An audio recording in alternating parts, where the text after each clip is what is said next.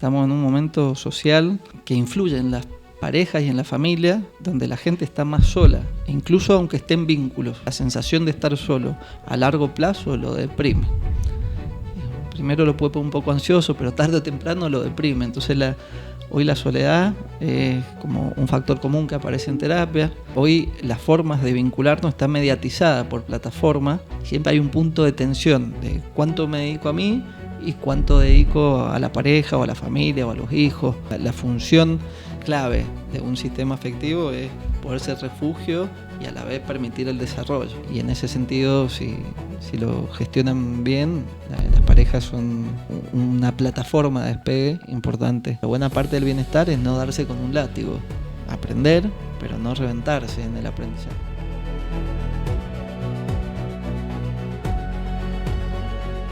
Bienvenido a un nuevo capítulo de Wellness 360, acá con el equipo de Nómada, y hoy tenemos un invitado especial, Facu Coccola. Una oportunidad de poder entrevistar a alguien que admiro mucho como profesional, pero también que tenemos una relación de amistad de muchos años, unos 20, ¿cuántos serán?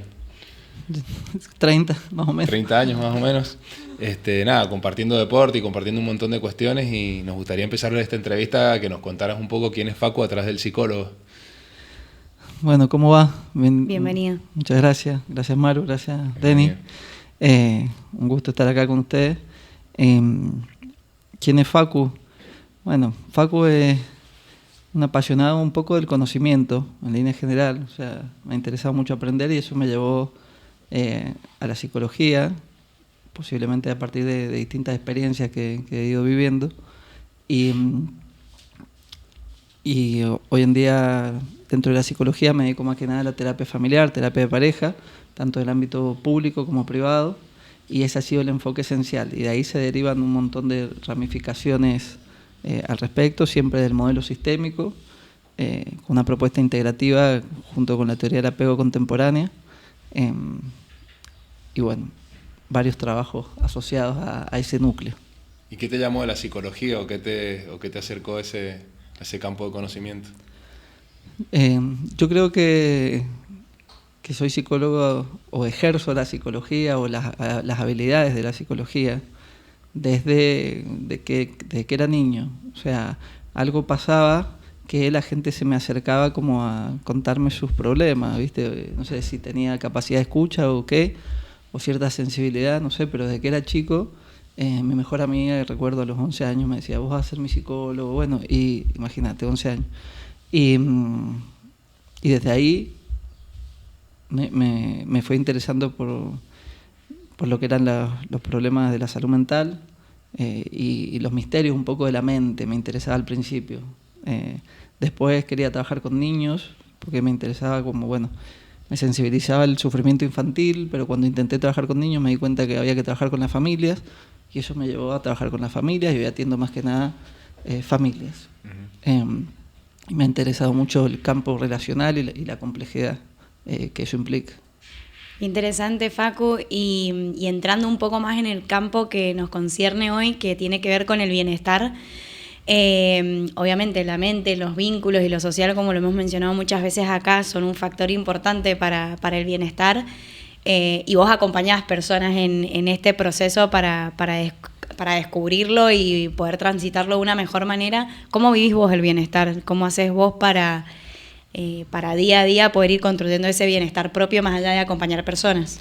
Yo intento no estar como disociado de lo que se trabaja en terapia. O sea, de que nosotros trabajamos con los pacientes algunas cosas, bueno, intentar ser lo más armónico posible con eso que se trabaja y también ocuparme de mi propio bienestar en la medida de lo posible, no como un ideal de perfección ni como algo así totalmente acabado, sino como algo en construcción.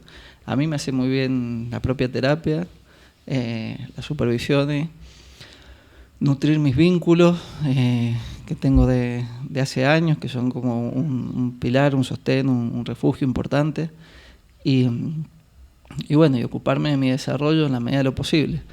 Hoy en día mi hijo me hace muy bien, y tiene 1 año recién cumplido, y intento eso, poder diferenciar lo esencial de lo accesorio de la vida un poco. Ahí. Me gusta esa descripción. ¿Qué es lo que es el enfoque? Entiendo que entendemos que hay distintos enfoques dentro de la psicología y te enfocás más desde lo sistémico. ¿De qué habla este enfoque y cómo se relaciona o cómo aporta al bienestar? El enfoque sistémico fundamentalmente entiende a las personas en un contexto, o sea, a las personas y sus relaciones, y el bienestar o el malestar también en función de ese contexto. Como que no puede entenderse la salud mental de forma aislada, sino que la salud mental es relacional, podríamos decir, desde este enfoque.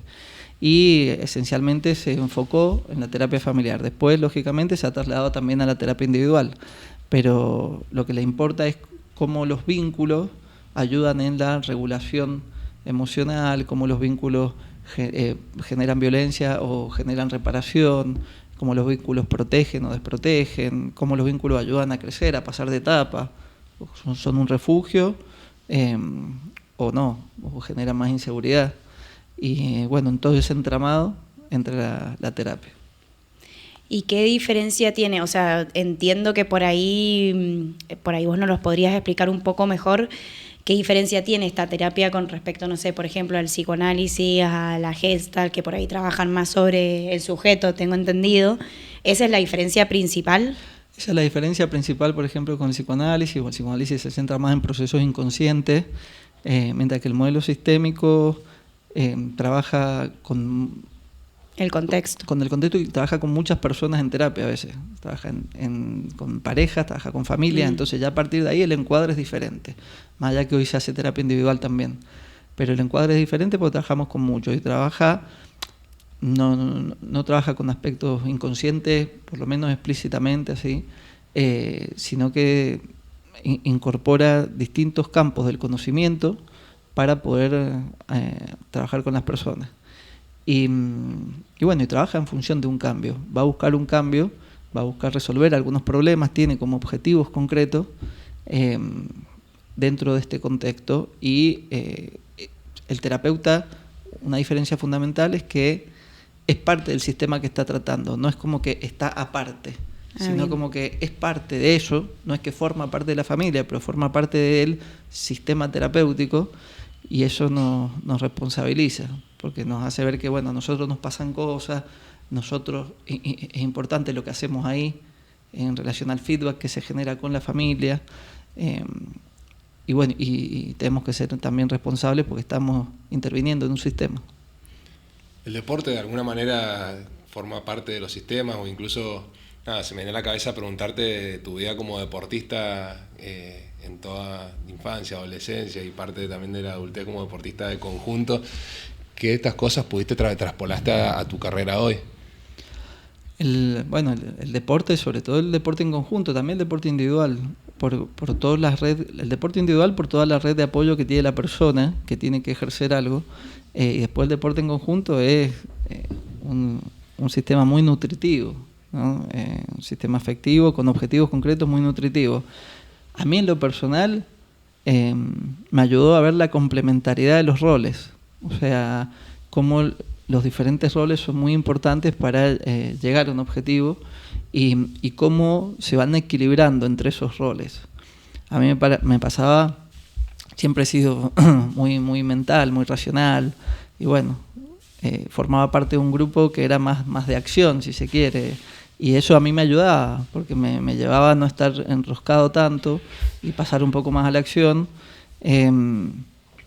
Era un grupo muy valiente, si se quiere, yo era algo más temeroso, entonces me ayudaba a tener más valentía y a hacer cosas con ellos que tal vez solo no hubiera hecho. Imagino que yo les habría aportado algo de lo otro también, ¿no? Como de cierta cuestión más de profundidad en algunas cosas o parar la pelota un poco. Entonces esa complementariedad funcional, creo que tranquilamente se traspasa a equipos de trabajo, a familias, aunque son objetivos diferentes. Digamos, la familia no tiene un objetivo productivo, ¿no? Como un equipo de trabajo, como un deporte, o como tiene un objetivo vital, que es simplemente vivir la vida, crecer, estar lo más sanos posible. ¿Y cuál es la mayor o el principal punto de dolor o de malestar que notás en los vínculos o en las dinámicas, ya sea de pareja o de familia? En este tiempo la soledad. O sea, la soledad Estamos en un momento social que influye en las parejas y en la familia, lógicamente, donde la gente está más sola, incluso aunque esté en vínculos. Esta suerte de hiperconectividad en realidad no es tan así en lo social, y esta soledad se padece bastante. Al humano la soledad, la sensación de estar solo, más allá de estar acompañado o no, pero la sensación de estar solo a largo plazo lo deprime. Primero lo puede poner un poco ansioso, pero tarde o temprano lo deprime. Entonces hoy la soledad es como un factor común que aparece en terapia. El desamor siempre, digamos, los dos grandes temas que se tocan históricamente, un poco el desamor y las dificultades en desarrollo personal también. Pero tal vez hoy como un núcleo más recurrente es la soledad, y por eso al menos yo lo que propongo son microacciones cotidianas y permanentes de reencuentro entre las personas y con ellas mismas para paliar esas sensaciones.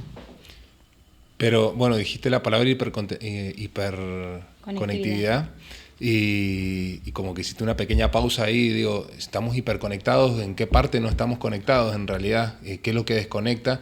¿Y qué prácticas son las que nos ayudan a conectar con otros si en realidad con lo cotidiano nos estamos desconectando?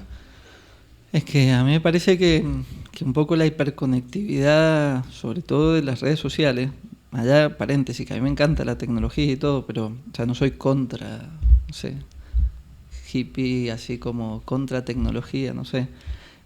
Pero hoy las formas de vincularnos están mediatizadas por plataformas que nos condicionan. Y en esas condiciones que nos ponen, están condicionadas a relacionarnos de ciertas maneras, mostrando lo que hacemos, o mostrando cuestiones de perfección, o mostrando cuestiones de productividad, pero no necesariamente nos condiciona a relacionarnos como más íntimamente, o no nos ayuda en ese sentido. Entonces, esas condiciones sociales de comunicación interfieren bastante en una comunicación más cercana, afectiva, genuina, no sé, como esta que estamos teniendo un poco ahora, así cara a cara, donde aparece lo más humano en ese sentido. Entonces, estamos más al tanto de muchas cosas que suceden en la vida de los demás, pero no necesariamente sabemos lo que esencialmente les pasa o necesitan. Y bueno, y eso se va generando, esas condiciones sociales, mucha desconfianza relacional. O sea, la gente empieza a estar más sola, más separada, y empieza a desconfiar de los vínculos por el solo hecho de estar ya separada. Y eso refuerza que cada uno se empieza a aislar un poco más. Entonces, estas nuevas tendencias que están apareciendo, de bueno, empecemos a encontrarnos en lo cotidiano, o usemos estos medios digitales, pero para encontrarnos en ciertas cosas sociales, está buenísimo, y sé que desde Noma en fin, bueno, proponen mucho esto. Sí, tal cual, y no solamente nombraban por ahí la hiperconectividad, pero hay otra cosa que también es la hiperproductividad, que por ahí nos impone la misma sociedad de estar todo el tiempo, bueno, o enfocado en el trabajo, o en el deporte, o en lo que sea que hagamos a nivel productivo, y por ahí hasta nos genera cierta culpa el poder conectar con vínculos como si fuera, bueno, lo dejamos para el final. La juntada con amigas es después que me libere del laburo a último horario de la noche, cuando estoy recansado o lo que sea. Y eso también es algo que siento que la misma conectividad también, pero la hiperproductividad que nos impone la sociedad nos lleva a esa misma soledad que estábamos hablando. Claro, y como un checklist, como, bueno, lo hice, me junté, entonces lo tengo en cuenta, me puse al día. Se pierde un poco solo el hecho de reunirse por reunirse, simplemente. Pero no es culpa de uno tampoco, o sea, estamos en un contexto, o sea, como exigirnos en ese sentido, decir, bueno, yo no le estoy dando lugar, bueno, pues estamos en un contexto que nos lleva un poco a eso, la cuestión económica, no sé, ciertas cosas que hacen que tampoco uno pueda bajar tanto el ritmo, porque también otras cosas necesitan atención. Entonces ese es el delicado equilibrio, porque si no también aparecen como exigencias, y bueno, pero tenés que ocuparte de esto, tenés que darle. No son cosas que tienen que surgir desde la exigencia, creo. ¿Hay alguna parte, entiendo que somos parte del sistema, de un sistema o de grupos de sistemas, está la familia, los amigos, el trabajo, lo profesional? ¿Hay alguno de estos sistemas que sea más importante que otro? O sea, la familia, ¿debería ser el primer sistema? ¿Es el primer sistema? ¿O el más importante? La familia es un sistema fundamental que hoy está bastante, digamos, en cuestión un poco, decir qué es una familia hoy. Porque hoy la norma es la pluralidad, digamos, la diversidad. Hoy hay una multiplicidad de familias diferentes y sea cual sea su conformación, es fundamental. Ahora, hay un sistema un poco olvidado, que pasa a veces, que es el sistema de la pareja. Y es un sistema que por ahí no tiene tanta atención. Y es el sistema nuclear donde se conforma todo lo que va surgiendo después, digamos. A veces una misma pareja, si no quiere o no puede tener hijos, es una familia, o de ahí vienen hijos y se conforma una familia intergeneracional. Y el sistema de pareja necesita mucho apoyo. Y por suerte, hoy están yendo, por lo menos en el consultorio me pasa, muchísimas parejas jóvenes a terapia. Parejas que por ahí llevan incluso un año, o sea, 1 año y medio, a veces meses me ha pasado, pero no tanto. Pero parejas jóvenes, gente de 30 años, 20 y algo, entonces hay mucha más oportunidad de hacer cosas y no llegan en el afán de la separación o ya cuando se han lastimado mucho, sino que llegan como para querer estar mejor y revisar algunas cuestiones, reestructurar y eso está buenísimo. Es una especie de prevención, de terapia preventiva, claro, como en la medicina, porque llegar cuando estamos rotos y si se pueden hacer un montón de cosas previas para poder fortalecer el vínculo. Exacto, y es un momento nuclear, o sea, esencial, y que te permite que la trayectoria de ese vínculo sea muy saludable o que se perpetúen ciertos problemas y que después ya sea un poco tarde, o sea, que el sistema esté demasiado lastimado, olvidado, desvitalizado, como para hacer algo con eso. ¿Y por qué decías que es el sistema olvidado, el de la pareja? Y porque se tiene más en cuenta, creo, esto, como decir, bueno, la familia, nos pasa algo como grupo, o la terapia un poco familiar, pero dentro del sistema público no han habido muchas ofertas, por ejemplo, de terapia de pareja, ha sido un sistema un poco olvidado. Ahora estoy a cargo del área de salud mental relacional y la idea es potenciar que la gente que acceda al sistema público pueda contar con servicios de terapia de pareja también. Y dentro de la pareja, más por ahí en lo privado, vamos a terapia y decir, bueno, cuando ya tal vez a veces las papas queman, en cambio con los niños, cuando hay una familia con niños, hacen cosas antes, no sé, pero la pareja queda como un poco olvidado de acceder a sistemas de salud, si se quiere. Y es fundamental pensar la salud de la pareja o el bienestar de la pareja. ¿Y por qué crees que esto está cambiando o está habiendo una evolución en ese sentido, que hay parejas más jóvenes que están accediendo a este tipo de terapias y demás? Para mí por 2 cosas esenciales. Primero, porque se han cambiado la representación que hay sobre la psicología. O sea, ya no, nuestras generaciones, y más en Argentina, no es un tabú, vamos todos a terapia o mucha gente va a terapia, aparece la idea pronta de ir a terapia. Eso es un pro en nuestro contexto. Y después porque la paternidad y la maternidad se han estirado y la tasa de natalidad ha descendido, entonces hay muchas más parejas que parejas con hijos en ese rango etario.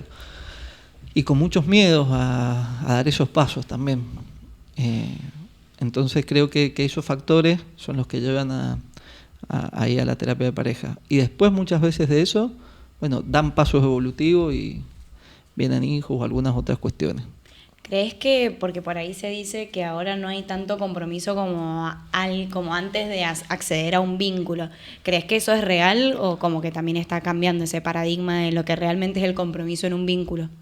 Creo que hay algo de eso que está sucediendo donde venimos de una inercia social donde se ha puesto mucho el foco en la persona, en lo individual.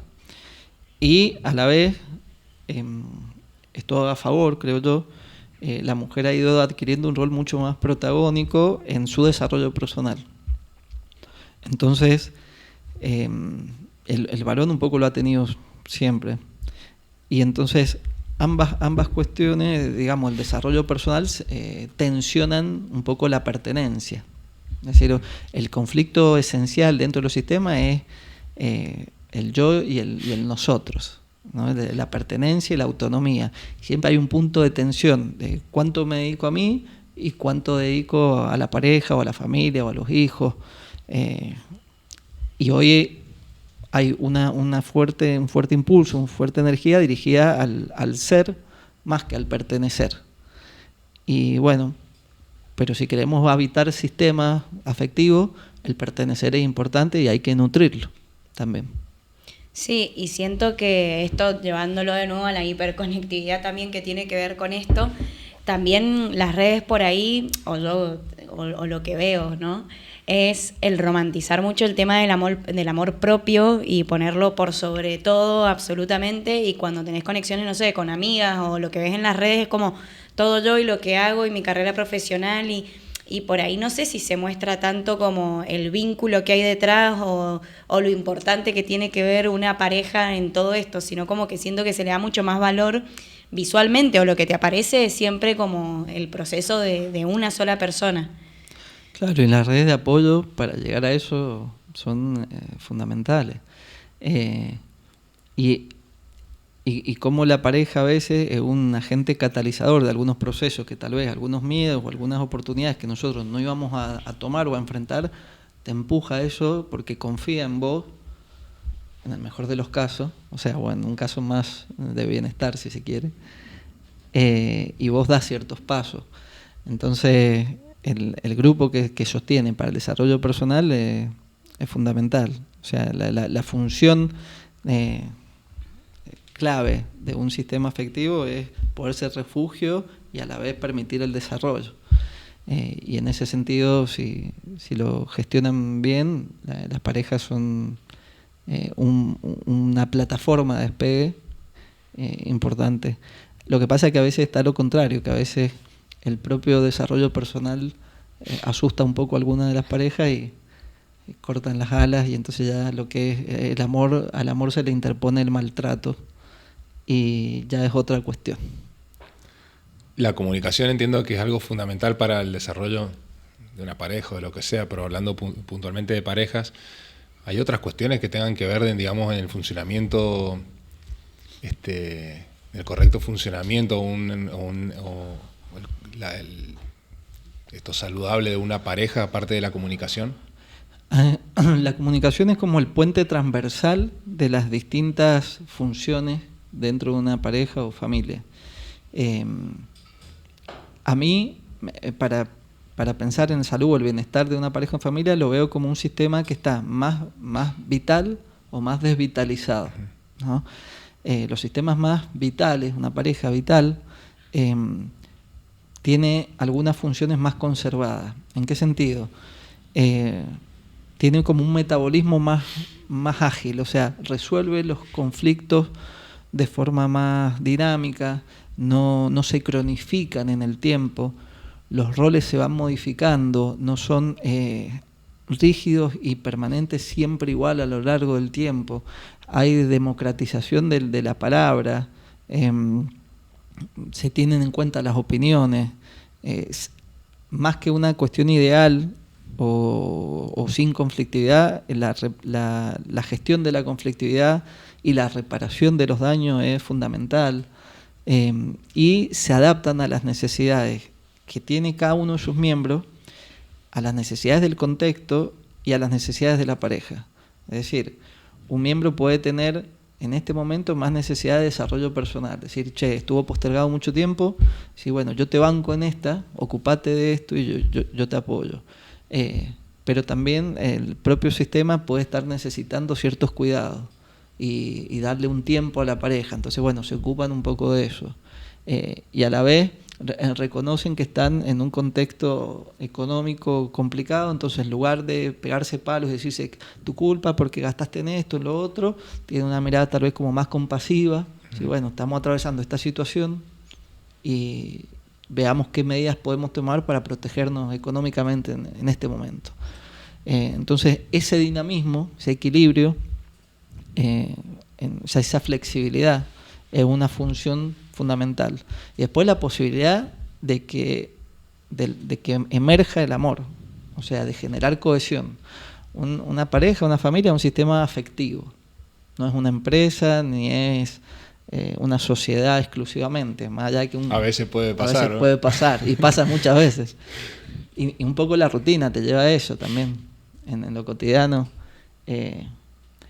Pero tiene que prevalecer en esa cotidianidad, tarde o temprano, la cuestión más amorosa, o entender que para qué estamos ahí. Qué difícil mantener todo en equilibrio, es como súper abarcativo, o sea, como que siento que son un montón de aspectos los que hay que cuidar, tanto propios como el de la otra persona y a la vez el del vínculo. Sí. ¿Qué hace que se pierda ese dinamismo muchas veces? ¿Hay ciertos patrones que se repiten en general en las parejas de que ese dinamismo se pierda? Las parejas, como las personas, se defienden de algunas cosas, ¿no? Entonces, cuando toca cambiar, puede haber temor a que ese cambio termine disolviendo a la pareja. Entonces se termina rigidizando en los roles, un poco para conservar lo que hay.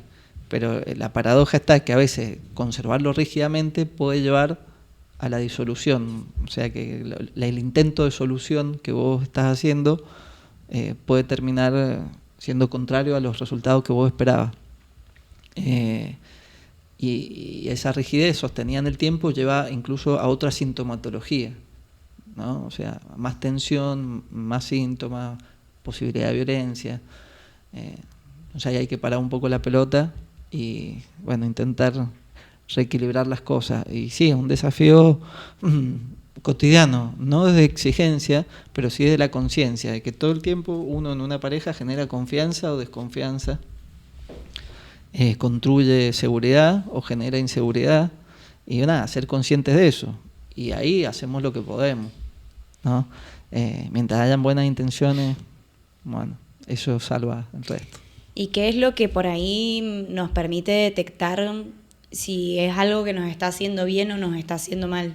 O sea, a nivel personal, ¿cuáles son esas señales que por ahí podemos tener en cuenta y decir, bueno, este vínculo tal vez no me está haciendo tan bien, o sí? ¿Cuáles son las cosas que aparecen? Siempre las emociones son la brújula.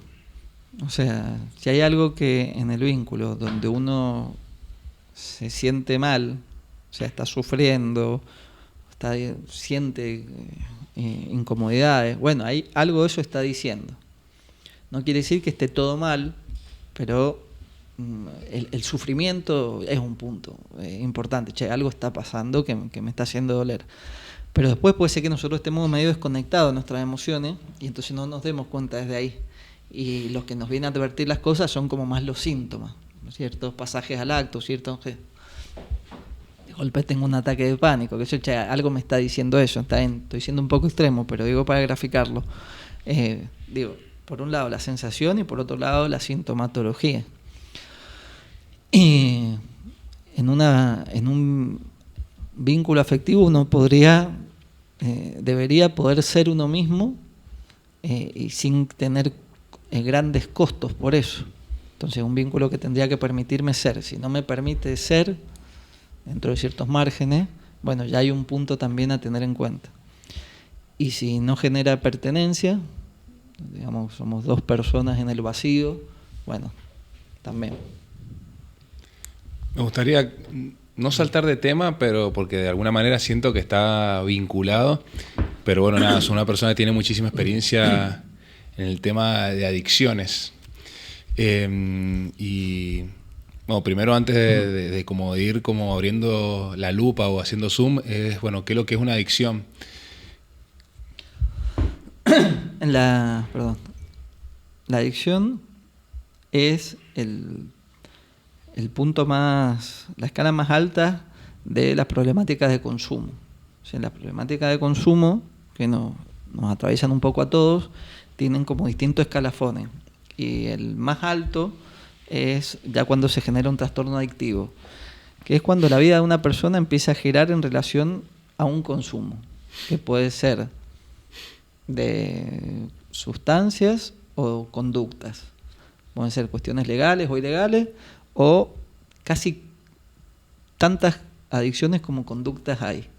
Porque yo puedo ser adicto aunque a mí me fascine la literatura, puedo ser adicto a leer, o puedo ser adicto a enamorarme, o puedo ser adicto a comprar, o puedo Al mismo deporte también. Al mismo deporte también, por supuesto. Entonces ya cuando aparece algo del orden de la compulsión, y que la vida gira un poco en torno a eso, y que es la única forma de regularnos, entramos en el terreno un poco de las adicciones. Por supuesto que no es lo mismo de una adicción a leer que una adicción a la cocaína. O sea, el nivel de daño es mucho mayor, pero la lógica de la adicción es parecida a veces. Y hay cuestiones naturales de nacimiento, de la genética, que nos llevan a tener mayor predisposición hacia estas conductas más compulsivas. ¿O es sistema? Pueden haber cuestiones genéticas, como lo hay en todos los trastornos. Hay aspectos genéticos, pero fundamentalmente son los determinantes ambientales los que despiertan o no que eso aparezca. Entonces, es más rentable por ahí pensar cuáles son los determinantes ambientales para trabajar en ese sentido que en las cuestiones como genéticas. Y en esa dirección los vínculos pueden ser un factor de riesgo para el desarrollo de adicciones o proteger de eso. Dependiendo de los hábitos también que tenga la pareja o los vínculos de alrededor. Por ejemplo, si vamos a los adolescentes, que por ahí pasa mucho, si vos te juntás con un grupo de amigos que todos fuman o que todos probablemente lo hagas, y ese vínculo te lleva a hacerlo. Si tenés un grupo que hace deporte y que eso es lo que está acostumbrado, por ahí vas a ir hacia ese lado. Y con este contexto que doy con respecto a por qué los vínculos son importantes, ¿cuáles son las edades más sensibles a las adicciones? Porque siento que también cuando sos más chico o en la adolescencia te dejas llevar un poco más por las influencias y demás, y siento que es una edad resensible en ese sentido. O puede pasar a cualquier edad en mayor frecuencia. Hay una vulnerabilidad en la niñez y en la adolescencia a ciertas influencias, sí, es así, pero para que un niño, un adolescente desarrollen un cuadro más de dependencia y todo lo que es una adicción, que ya son palabras mayores, aunque hoy se ven adicciones graves desde la adolescencia, hay un recorrido relacional atrás, y hay factores que explican y que son tal vez más influyentes que el grupo de influencia de la adolescencia. A veces uno considera que para proteger de las adicciones tiene que ver exclusivamente con hábitos y con límites dentro de ciertas normas. Eso un poco protege, en ciertas cuestiones protege, pero lo que más protege de las adicciones es la cuestión afectiva. O sea, la seguridad dentro de los vínculos, saber que cuento con alguien en este mundo con quien apoyarme internamente, que no estoy solo frente a eso. Cuando yo desde niño de golpe no encuentro con quién poder gestionar mis emociones, empiezo a gestionarlas de otra manera. Empiezo a gestionarlas con ciertas cuestiones más compulsivas. Y bueno, con el correr del tiempo tal vez voy encontrando vínculos en donde digo, bueno, tal vez esto ya no tiene que ser tan así o no siempre, y puedo empezar a apoyarme ya en otras personas. Y además gestionarlo yo diferente, pero digamos que la gestión emocional, sobre todo en la infancia, es relacional. En la adultez también es relacional. Y esa gestión emocional está directamente ligada con la aparición o no de cuadros más adictivos después. Si ese chico tiene un grupo de refugio, de sostén, de desarrollo, va a ser mucho más difícil que se tenga que vincular con otros chicos, va a estar más protegido que estén en una de mayor compulsividad, ¿sí? Pero no alcanza solo con que haya una familia que lo lleva a la escuela o que lo lleva a deporte, sino cuál es el clima relacional y afectivo que se vive ahí dentro. ¿Es un clima frío o es un clima cálido? Digamos, un clima donde la persona puede ser, donde puede expresarse emocionalmente, donde cada uno se tiene que refugiar en la suya. Entonces esos climas son tal vez mucho más determinantes que otras cuestiones que pasan después, que también son importantes. Perdón la ignorancia, ¿la adicción es una patología o es un síntoma? Es un trastorno, por lo menos está categorizado hoy como un trastorno dentro de los manuales. Hay algunas líneas que lo ven más como enfermedad, otras que lo ven como un problema dentro de un sistema, otras que lo ven como un fenómeno social. Dentro de los manuales está categorizado más como un trastorno de conductas adictivas. Y alguien que ya tiene una conducta adictiva sobre un patrón concreto, sobre algo como lo mencionaste al principio, si hay adicciones que son más saludables, otras menos saludables, o bueno, no sé si está bien, porque es como raro, pasa a dejar de ser saludable, quizás pero digo, con menos riesgo que otra, o menos nociva. Sí, menos nociva.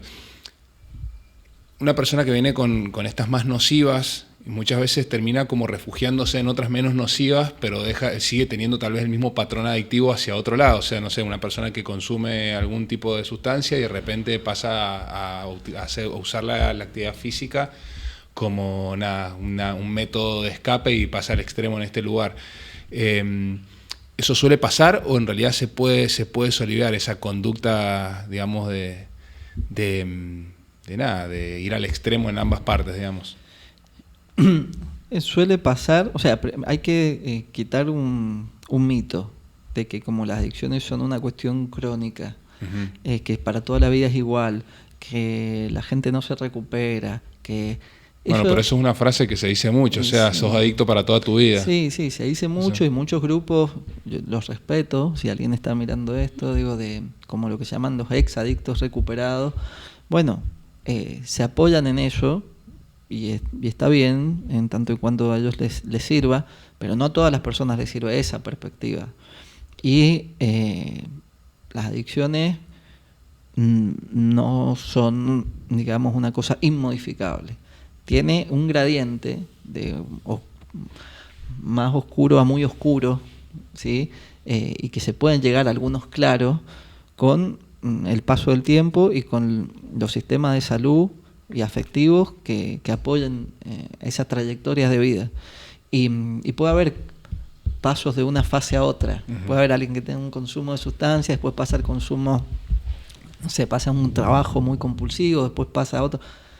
Pero bueno, dentro de todo son buenas evoluciones, porque es preferible que esté con ciertas cuestiones más compulsivas, que no expongan tanto a él, a su familia y al resto, y que además le permitan producir, que con otras. Ya llegará el tiempo en que eso puede ir bajando un poco el ritmo y vayan apareciendo otras cosas en la vida.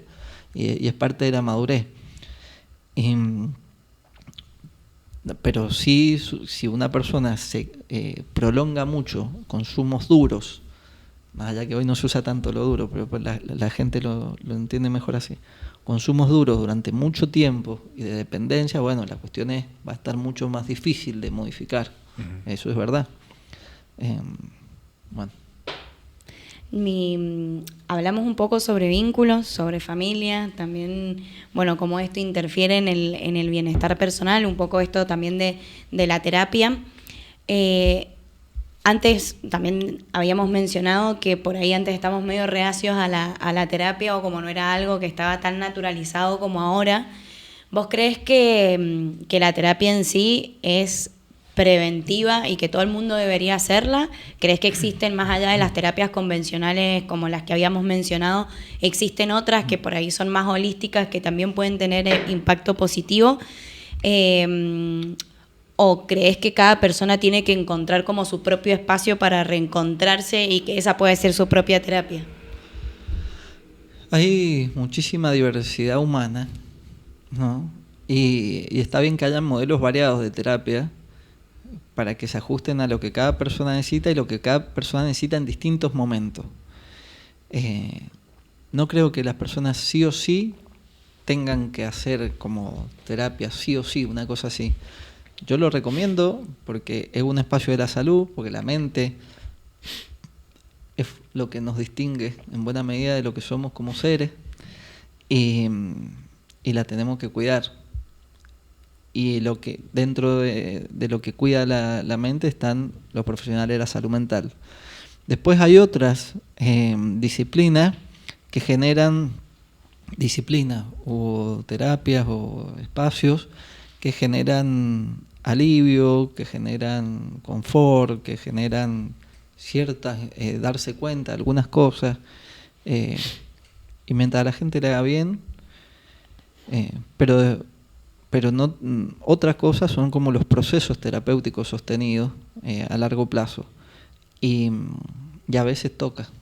O sea que por ahí, como para tenerlo en diferenciación y también entenderlo un poco, por ahí las terapias, por llamarlo de una manera como más holísticas, trabajar más sobre el síntoma de lo que está pasando y aliviar eso, y las terapias como más convencionales o lo que tiene que ver con lo que trabajás vos, sistémica, o los otros tipos de terapias sobre la raíz del problema. O ambas. Sí, lo has definido bien, está muy bien.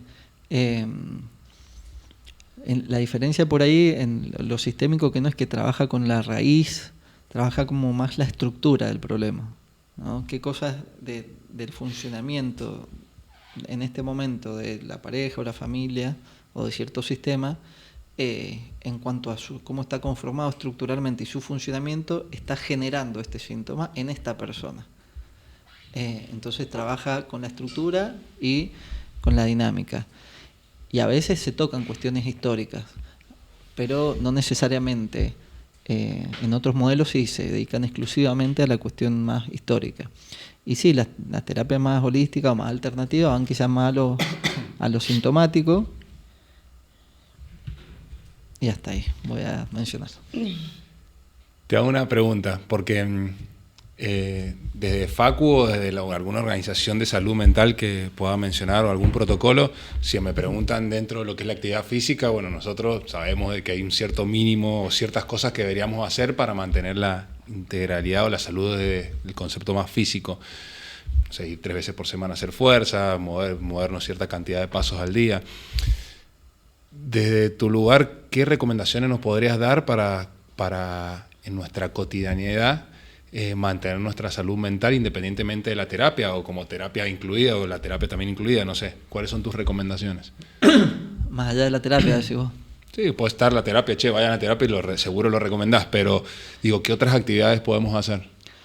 No, por supuesto que a mí me parece que el ejercicio y el deporte, entendiendo que las personas somos seres integrales y que el cuerpo es parte de la salud, es fundamental, y es personalmente lo que más me reclamo a mí, de ocuparme un poco más de eso. Después la escritura como eso que se perdió un poco del diario íntimo, el diario personal, eso era un proceso de mentalización, que la persona se le daba una herramienta para que se pueda pensar y entenderse.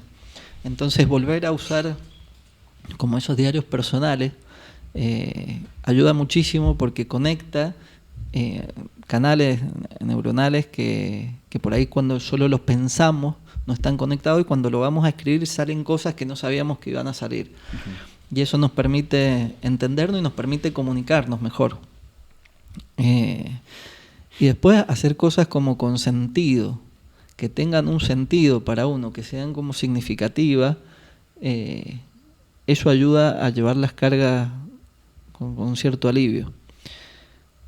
Y no, como dice Fito, no dificulte la llegada del amor. O sea, permitirse ser querido o vivir experiencias amorosas, afectivas, nos hace bien, ¿eh? Y entender por dónde pasa el equilibrio de este momento. Si nosotros nos hemos ocupado mucho de los demás, bueno, tal vez ya sea tiempo de ocuparnos de nosotros. Y si nos hemos ocupado mucho de nosotros y poco a los demás, bueno, tal vez sea tiempo de prestarle un poco más atención a los demás. ¿Cuál es el sentido de Facundo? ¿Cuál es el sentido?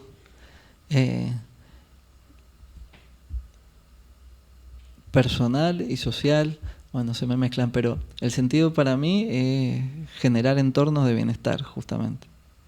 Y esos entornos me incluyen. O sea, a mí me gusta que la terapia que hago sea un lugar de bienestar, y que donde yo también esté bien ahí, que la pareja, la familia, los grupos de amigos que puedo habitar como puedo sean un espacio de bienestar y poder colaborar desde lo público en que las comunidades sean una comunidad donde la gente esté bien o mejor o con menos sufrimiento, también es como lo que más tal vez le da sentido a mi trabajo. Intento aportar desde ahí. Y para cerrar y ya entrando como en la última partecita, me gustaría que le dejes algún mensaje a la comunidad sobre esto de, más allá de por qué es importante cuidar la salud mental en sí, o esto de cuidar la integralidad, no solamente de nosotros, sino de los vínculos. ¿Qué mensaje te gustaría dejarles? Que se puedan considerar a sí mismos en relación, o sea, que lo que les sucede en función de relaciones que les hacen bien o que les hacen mal, y que ellos también generan espacios relacionales que hacen bien o que hacen mal, y que siendo por ahí, teniendo un poco esa lectura, vamos a ser más compasivos, o sea, que poder ser compasivo y decir, bueno, estoy haciendo lo mejor que puedo, y ya sea para la otra persona o para mí mismo, y lo que me pasa en función de un contexto. Aún así puedo mejorar, lógicamente, y puedo crecer y me puedo responsabilizar de eso, pero digamos esas dos cosas, que tengan una lectura contextual de lo que les pasa y una lectura no amorosa de ellos mismos, pero sí compasiva, entendiendo que la mayoría de nosotros hace siempre lo mejor que puede. A veces nos salen mejor, a veces nos salen peor, pero buena parte del bienestar es no darse con un látigo, aprender, pero no reventarse en el aprendizaje. Muchísimas gracias, Facu. Muchas gracias, Facu. Bueno, gracias a ustedes. Nos vemos en el próximo capítulo.